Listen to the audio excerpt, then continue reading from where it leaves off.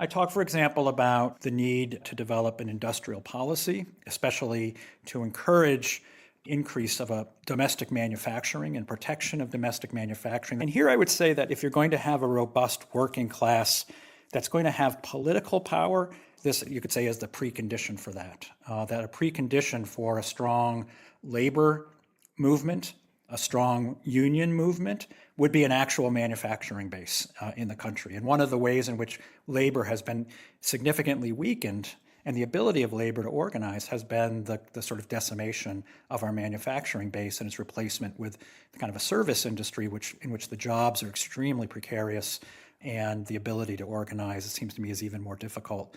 I do talk about unions and especially private sector unions as an essential part of mixing, kind of pushing back against especially economic elites.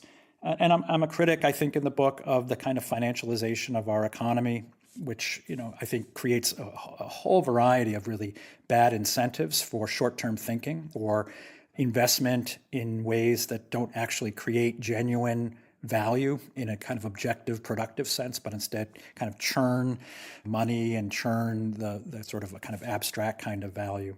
So I'll acknowledge that I could have done more, but I have to acknowledge my own limits. So going back a bit, I find your attentions to union very important, private sector unions.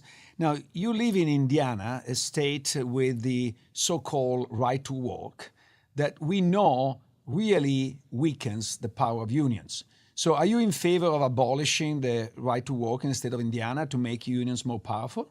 I would be open to that. I mean, I don't know, when you say abolishing, I assume you mean at the level of the state? Yes. Yeah, so it's one of those things where federalism, proves to be both often a benefit. We can have variety of different kinds of state policies, but it can also prove to be, a difficulty and a challenge.